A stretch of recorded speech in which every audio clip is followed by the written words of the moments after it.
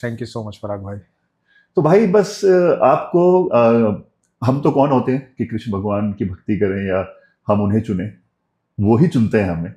सो उन्होंने आपको जब चुना, उससे पहले कहीं ना कहीं ऐसा क्या हुआ आपकी लाइफ में इंसिडेंट्स, कहीं आपको पहले टूटना पड़ा या आपको दुख से गुजरना पड़ा?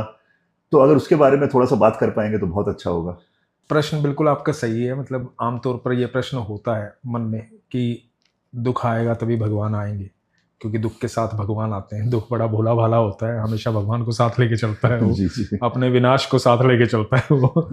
पर ईश्वर की इतनी अद्भुत कृपा रही है। इस बात को यदि मैं ऐसे कहूँ कि मुझे ऐसा लगता है कि हम कई जन्म जीते हैं, कई जन्मों के बाद ऐसा जन्म आता है जब हम कृष्ण बोल पाते हैं। क्योंकि इस दुनिया में बहुत लोग हैं, बहुत जीव हैं, अनंत ब्रह्मांड में बहुत जीव। हर एक को अधिकार नहीं है कृष्ण बोलने का।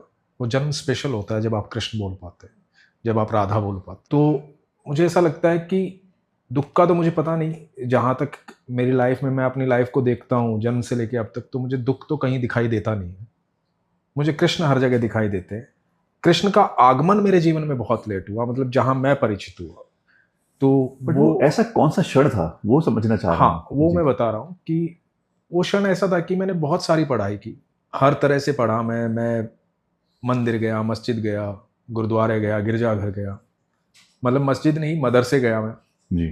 तो मैं सब जगह जाता था, लोगों से मिलता था, लोगों को देखता था कि किस तरह से आस्था है, किस तरह विश्वास है, कौन है भगवान। ये मन में प्रश्न बहुत पहले से होते थे। मतलब मैं जब छोटा था तो हमारे घर से थोड़ा सा दूर रेलवे स्टेशन था, तो हम शाम को वहाँ घूमने जाते थे। तो कई साधु संतों की टोली अक्सर वहाँ पर बैठी मिल जाती थी। तो मेरे बहुत सारे प्रश्न होते थे उनसे भगवान को लेकर के। तो और मुझे उनके उत्तर नहीं मिलते थे, मतलब मैं सेटिस्फाइड नहीं होता था। तो मैं खोजता रहता था कि कौन है भगवान। तो बहुत सारी पढ़ाई की उस चक्कर में कि यहाँ से मिलेगा, वहाँ से मिलेगा, ऐसे मिलेगा, वैसे मिलेगा। फिर एक समय आया कि मैंने सब छोड़ दिया, पूजा पाठ ध्यान सब छोड़ दिया, कुछ नहीं, किसी चीज़ पर कोई विश्वास नहीं। तो वो जो ब्लैंक पीरियड था ना, वो ब्लैंक पीरियड ऐसा था कि मतलब वहाँ कुछ दिखाई देता नहीं था, समझ में आता नहीं था। तो फिर एक क्षण ऐसा आया, एक घटना ऐसी घटित हुई। किसी ने मुझे कहा, जीवन में एक बहुत बड़ी घटना घटी, मतलब मेरे कार्य को लेकर के, मेरे एक्टिंग करियर को लेकर के, कि मतलब जैसे बहुत, जिस चीज़ के लिए इतने सालों से इंतज़ार कर रहा हूँ वो चीज़ आई और सामने आकर के चली गई। तो वो रह गया वहीं पे। तो मुझे उस दिन बड़ा दुख हुआ कि मेरी इतनी मेहनत फेल हो गई, मैं मतलब कुछ नहीं कर पाया। तो मैं वापस लौट गया यहाँ से, मुंबई से।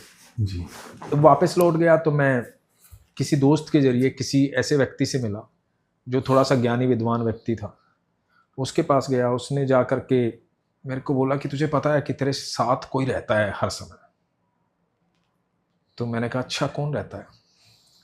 तो उसने कहा ये नहीं बताऊंगा, पर तेरे साथ कोई है, हर पल तेरे साथ है, हर क्षण तेरे साथ है, मुझे दिखाई दे रहा है। तो मुझे लगा कि ये लोग इस तरह के ही होते हैं, ऐसी ऐसी बातें करते हैं, लोगों को बेवकूफ़ बनाते हैं। तो ठीक है, मैंने कहा नहीं तुझे दिख रहा है तो तू बता कौन है। तो बहुत जिद करने के बाद उसने बोला कि कृष्ण रहते हैं तेरे साथ। तो मैंने कहा कि वो तो हो ही नहीं सकते, मैं मानता ही नहीं उनको।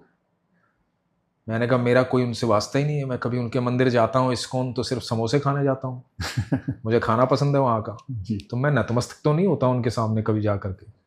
पर मुझे लगता है कि कोई संबंध होगा तो या तो बहुत गहरी दोस्ती होगी या बहुत गहरी दुश्मनी होगी कुछ। मैंने कहा हो सकता है मैं पिछले जन्म में दुर्योधन हूँ, तो या हो सकता है कि मैं पिछले जन्म में सुदामा हूँ। तो संबंध होगा तो बहुत गहरा होगा, नहीं तो कोई संबंध नहीं है। ये बात मैंने उनको बोली। उसके अचानक उस मोमेंट के बाद मेरा जो सर्कल क्रिएट हुआ, जो मेरे आसपास लोग इकट्ठा हुए, वो सारे कृष्ण की बातें कर रहे थे। मेरा एक दोस्त है जिसको श्रीमद् भगवत गीता कंठस्थ याद है, तो वो हमेशा बात करता मेरा ठाकुर ऐसा, मेरा ठाकुर ऐसा, मेरा ठाकुर ऐसा। ये ठाकुर ठाकुर सुनते सुनते मैं कहाँ कैसे कब पहुंच गया मुझे समझ में नहीं आया। थोड़ा सा दौर बीता, आज भी वो दोस्त मेरे वही है, उतना ही प्यार है हम सब में, और जब भी हम मिलते हैं ठाकुर के अलावा कोई बात नहीं होती है। एक घटना बताऊंगा मैं, अभी हाल ही की, एक हफ्ता पहले की जी। आपको। तो अब समय आया कि मुझे श्रीमद् भगवत गीता पढ़नी है, और मैंने कोशिश की। पहले दूसरे अध्याय तक पहुंचते पहुंचते सर में दर्द हो गया। मैंने कहा इसमें समझ में ही नहीं आ रहा कुछ, कैसे पढ़ेंगे इसको।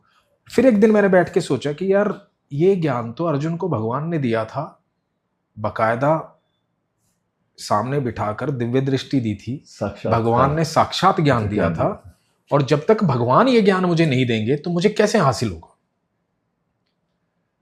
तो मैंने भगवान श्री कृष्ण से प्रार्थना की कि प्रभु अब मुझे इस ज्ञान की आवश्यकता है, मैं इसे आपके मुख से सुनना चाहता हूं, मैं इसे जानना चाहता हूं, मुझे बताइए क्या है ये।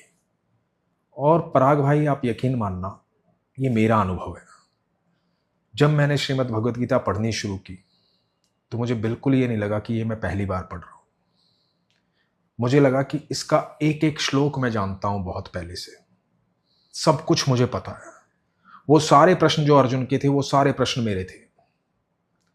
वो सब कुछ मुझे ऐसा लग रहा था कि ये वार्ता आज नई नहीं सुन रहा हूं, ये वार्ता मैं सुन चुका हूं, ये सब मेरे साथ घटित हो चुका है। मैंने एक बार पढ़ी, 2 बार पढ़ी, 3 बार पढ़ी, बैक टू बैक 3 बार पढ़ी मैंने। और तीनों बार मुझे ऐसा लगा कि नहीं, इसमें कुछ ऐसा नहीं था जो मैं पहले से नहीं जानता था, ये सब कुछ मुझे पता है, मैं सब कुछ सुन चुका हूं। अब वो कब हुआ है, किस जन्म में घटित हुआ है, वो मुझे नहीं पता। वहां से लाइफ जो है ना अलग तरीके से बदल गई, अलग नजरिया हो गया दुनिया को देखने का। अब मेरे जीवन में आप दुनिया का कोई भी प्रश्न पूछो, मेरे पास श्रीमद् भगवत गीता है, दुनिया के हर प्रश्न का उत्तर है। तो ऐसे कृष्ण आए मेरे जीवन में।